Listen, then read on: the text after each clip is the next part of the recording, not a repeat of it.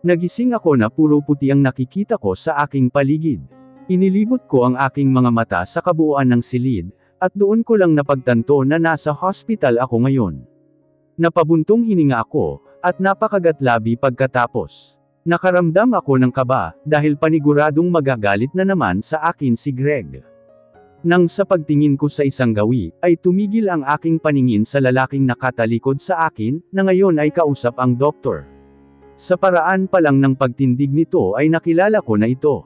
Greg, tawag ko pa dito sa paos na boses. Tumingin naman agad ito sa akin, para lang bigyan ako ng walang emosyon na tingin. Bumaling din agad ito sa kausap nitong doktor. Just monitor your wife's foods. Mr. De Leon, she'll be fine. Paalala pa dito ng doktor. Tumango-tango naman ito. Thank you doc, wika pa nito bago bumaling sa akin. Nang makalapit ito sa akin ay tahimik lang nitong inayos ang dextrose, na nakakabit sa akin. Umupo naman ako sa patient bed na okupado ko. Are you mad with me? Hindi ko napigilan na itanong dito. We will return to house, once you consumed all the liquid from your dextrose, instead he answered. Hindi ko napigilan ang mapasimangot, dahil sa hindi nito pagpansin sa akin. Hindi ko alam kung bakit nasasaktan ako sa ginagawa nito. Simula noong naging mag-asawa kami 5 months ago, ay hindi pa ako nito nagawang tiisin, kaya hindi ko alam kung bakit nagagawa nito iyon ngayon. Samobra na ba talaga ako? Galit ka pa rin ba sa akin dahil sa mga nasabi ko? Nakalabi na tanong ko dito, pero katulad kanina ay hindi pa rin ito pinansin ang tanong ko. I feel irritated. Hindi mo pa rin ba ako papansinin? Iiyak ako dito, pananakot ko dito, pero mukhang wala naman iyong epekto dito, kaya ginawa ko nga ang sinabi ko, pumalaho ako kahit wala naman talagang lumalabas na luha sa mata ko. Gusto ko lang talaga kunin ang atensyon ni Greg. Napansin ko na kumunat lang ang noo nito. Lalo pang lumakas ang palahaw ko noong tumayo si Greg, at aktong tatalikuran na ako. Childish, wika nito na humarap na ulit sa akin. Lihim na nagbunyi ang kalooban ko, dahil nagawa kong kunin ang atensyon nito. Hindi ko pa muna itinigil ang pagpalahaw ko, para hindi ako nito mapansin. Stop, utos pa nito pero hindi ko ito sinunod. Tumingin ito sa paligid. Kung saan nakatingin na sa amin ang lahat ng pasyente na naroon, at masama na ang tingin sa amin. Narinig ko ang pag-osek ni Greg. Lalo ko pang nilakasan ang palahaw ko, para mas maasar ito. If I can't stop you by words then, I better seal your lips with this, dagdag pa nito. Hindi ko pa man naiintindihan ang binitawan nitong salita, ay nagulat na ako noong lamapat ang labi nito sa labi ko. I stopped from mourning automatically. What the? Now I found how to stop you, childish wife, wika ni Greg, pagkatapos nitong bumitaw sa halik. Naiwan akong nakatulala sa mukha nito. Agad kong naramdaman ang pamumula ng pisngi ko, nung makita ko itong ngumiti. Nang makabawi ako sa pagkagulat, ay inilibot ko ang aking paningin sa paligid. Nadagdagan pa ang pamumula ng aking pisngi, noong mapansin ko ang mapanuksong tingin ng mga tao sa akin. Napatikip ang mga kamay ko sa aking mukha, dahil sa sobrang kahihiyan, Greg. Nabigla pa ako noong maramdaman ko ang paghawak ni Greg sa aking kamay. Let's go home? Seryoso na ang boses na wika nito, bago ako nalalayan sa pagtayo sa kama. Noon ko lang napansin na wala na pala ang dextrose na nakakabit sa akin. He really occupied my mind. Nang makarating sa bahay, ay parehas kaming tahimik ni Greg. Nararamdaman ko ngayon ang tensyon sa pagitan naming dalawa. Tumikim ako ng mahina, noong mapatapat na ako sa aking kwarto. Dito na ako matutulog sa kwarto ko. Alam ko dito na binigyan pa ito ng pilit ng ngiti. Okay, baliwalang sagot naman ito, bago ako iniwan para pumunta sa sarili nitong kwarto. Napabuntong hininga na lang ako, noong mawala ito sa aking paningin. At noong makapasok ako sa aking kwarto, ay inihagis ko ang aking pagod na katawan sa kama, at tumitig sa kisame kasabay ng pag-alala, kung paano ko naging asawa ang isang Greg De Leon. Flashback. Kuya, ano naman itong pinapapirmahan mo sa akin? Umiiyak na tanong ko dito. Hindi ko na magawang basahin pa ang ibinigay nito sa akin, dahil nakatutok ang paningin ko dito. Napansin ko na nahihirapan na itong huminga, kaya sunod-sunod na tumulo ang mga luha ko. Are you alright kuya? Wait lang. Tatawagan ko ang mga doktor. Hindi ko na naituloy ang tangkang pagtayo, para tawagin ang mga doktor noong maramdaman ko ang mahigpit na paghawak ni kuya sa kamay ko. No need na baby girl, just stay beside me, hanggang dito na lang talaga ako. May pilit na ngiti na wika pa sa akin ni kuya, dahilan para mapahagulgol ako ng malakas. I don't want him, don't say that kuya. Don't leave me please, I still need you. Humahagulgol na wika ko dito, na hindi na napigilan na yakapin ito ng mahigpit. Alam ko na nahihirapan na ito, at hindi na nito kaya, pero nagpapakatatag lang ito dahil sa akin, please stay kuya.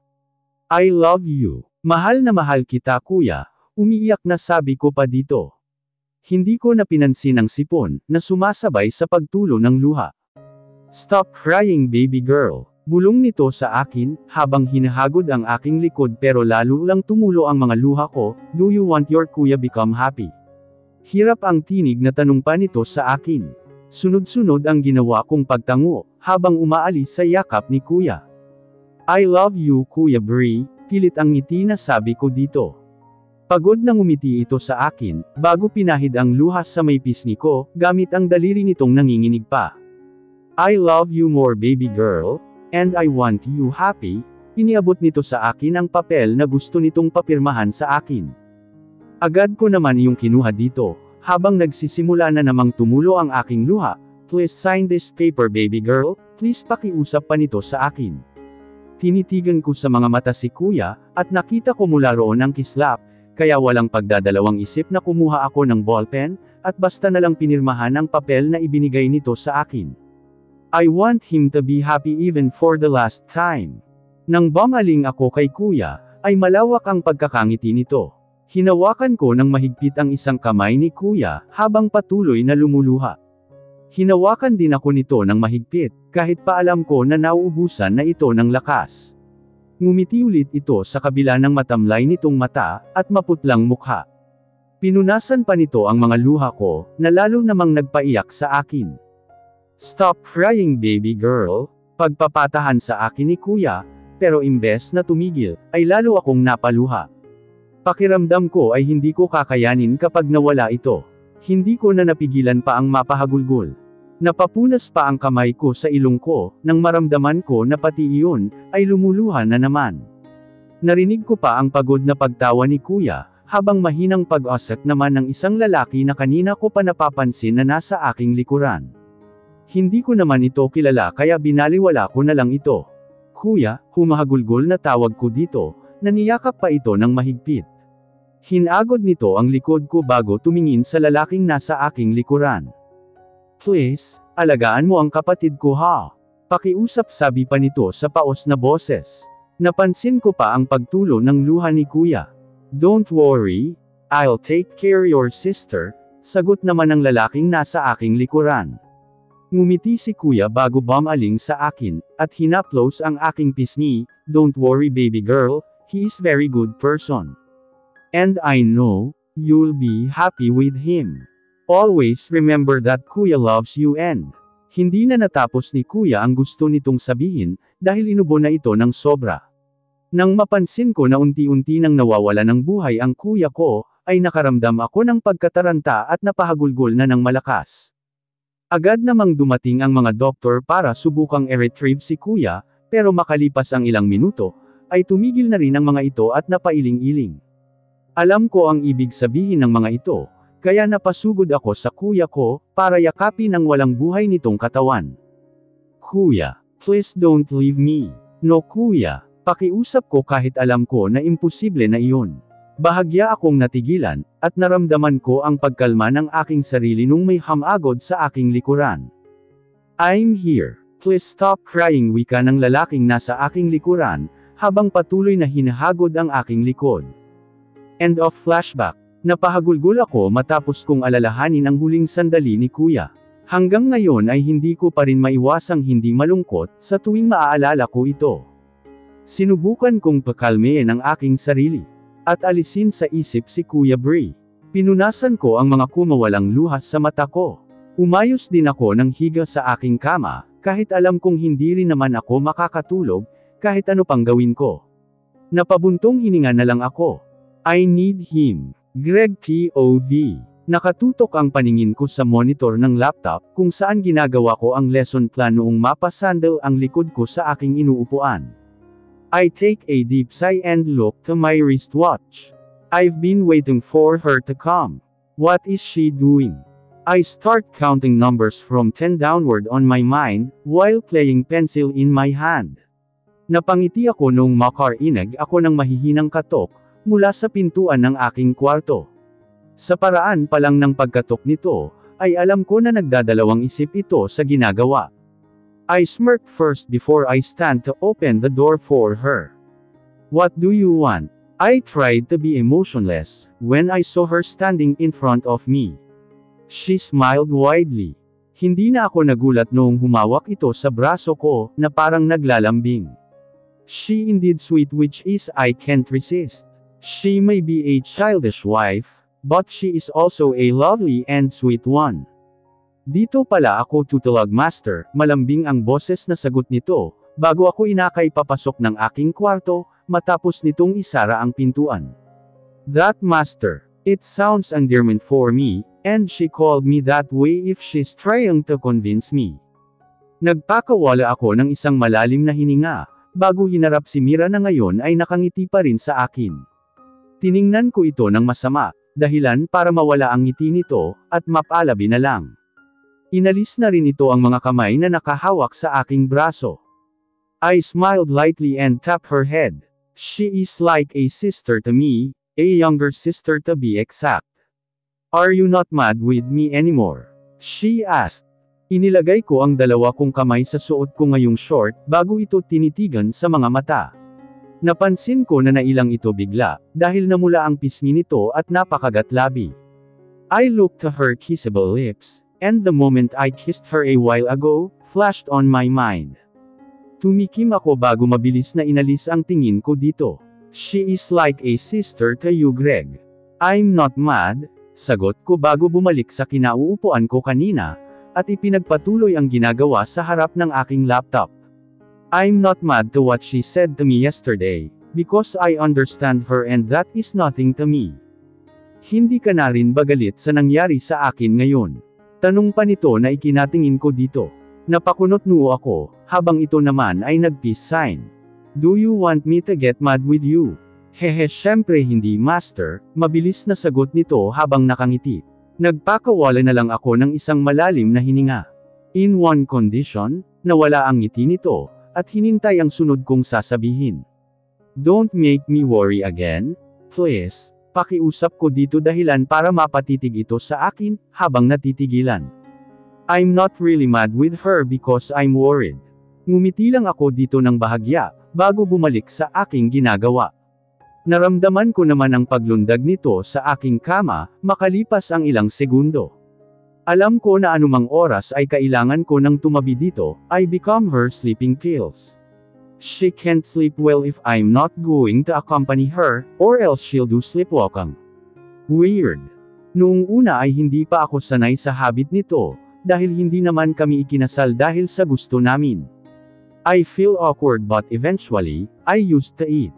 Hinayaan ko na lang din ito, dahil nagkaproblema lang naman ito sa pagtulog noong mamatay ang kapatid nito. Greg, tawag nito sa akin na ikinatingin ko dito. Nakatingin ito sa akin na parang nakikiusap na tumabi na ako dito.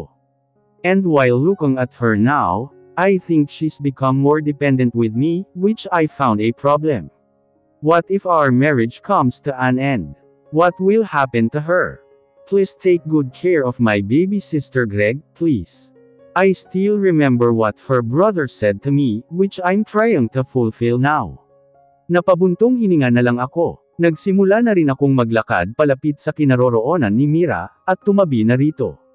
Hindi na ako nagulat noong niyamakap ito sa akin, at isiniksik ang katawan sa akin. Don't forget that I'm still a man, Mira. I whispered. Mira POV. Patalon-talon pa ako habang papasok ng gate ng campus, at habang pinapalobo ang ninunguya kong bubblegum. Malawak pa ang pagkakangiti ko, noong bigla na lang iyong mawala dahil sa nabunggo kong babae. What the, bulag ka ba? Galit na baling nito sa akin, habang masama ang tingin. Bigla naman akong natigilan dahil sa gulat. Hindi ko naman sinasadya na mabunggo ito. Hindi, baliwalang sagot ko naman dito. Inirapan naman ako nito. Hindi ko na lang ito pinansin, at nagsimula na ulit maglakad. Hindi pa man ako nakakatatlong hakbang nung magulat ako dahil may bigla na lang humigit ng aking buhok. Huwag kang bastos. I'm not done talking to you. Galit na wika nung babaeng nabangga ko, dahilan para mapalingon ako dito, habang napapangiwi sa sakit dulot ng sabunot nito. Ano bang problema mo? Halos maluha na tanong ko dito. Ang sakit kasi ng pagkakasabunot nito. Sumbong kita dyan. You are my problem. Huwag mo akong tatalikuran kapag kinakausap pa kita. Don't you have any plan to say sorry ha? Nakataas ang isang kilay na tanong nito sa akin. Nag-cross arms pa ito, habang masama ang tingin sa akin. Wala, baliwalang sagot ko dito. Sa ginawa nito ngayon, sa tingin ko ay hindi ako yung dapat humingi ng sorry kung hindi ito. What? Def? Tinalikuran ko na ito, dahil nagsisimula na rin akong makaramdam ng inis. Ayoko itong patulan, dahil hindi naman dapat at dahil mahuhuli na rin ako sa klase. Hindi pa man ako nakakahakbang, ay muli na naman ako nitong hinigit sa buhok. Napaluha na ako dahil sa sakit. Ano ba? Asak ko dito habang nakanguso at napapaluha. Tumawa naman ito ng mahina, dahilan para lalo akong mainis. Patulan ko na ito eh. Oh weak, ang sarap mo palang asarin no. Alam mo, nakakairita yung pagmumukha mo, sabi pa nito na dinuro-duro na ang mukha ko. Sinaman ko ito ng tingin, pero lalo lang itong ginanahan at nagawa pa talaga nitong tumawa. Are you mad? Gusto mo na ba akong sampilin? Go on. Hindi na nito na ituloy ang sasabihin, dahil ginawa ko ang sinabi nito. Sinampal ko ito sa mukha na ikinagulat nito. Napangiwi pa ako dahil sa malakas na hampas ko dito. What the? Bulyo nito sa akin, habang umiiyak na. Bigla ay para naman akong natauhan. Nanlilisik na rin ang mga mata nito sa akin dahil sa galit. Bakit? Ginawa ko lang naman ang sinabi niya ah. Tatakbo na sana ako, noong bigla ako nitong sinugod ng sampal at sabunot, hindi kita mapapatawad. Ayoko na, tumigil ka na, humagulgol na pakiusap ko dito, pero patuloy lang ito sa ginagawa, at parang wala itong balak na tumigil. Sinubukan ko na ring abutin ang buhok nito, pero masyado itong malakas. Help! Awatin natin sila guys, let them fight, ayoko madamay no.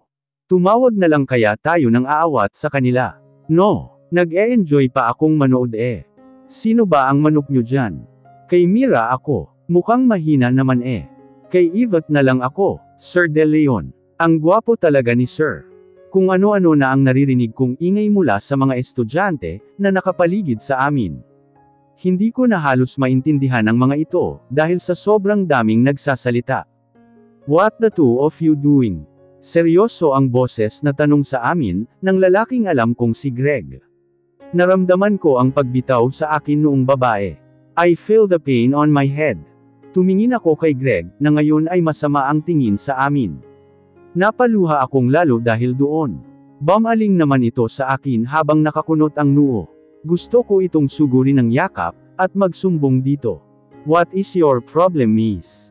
Baling nito sa babaeng sumabunot sa akin. Napatingin ako sa babae, na napansin ko na nakatulala ngayon kay Greg, na para bang hindi ito makapaniwala sa nakikita. Miss.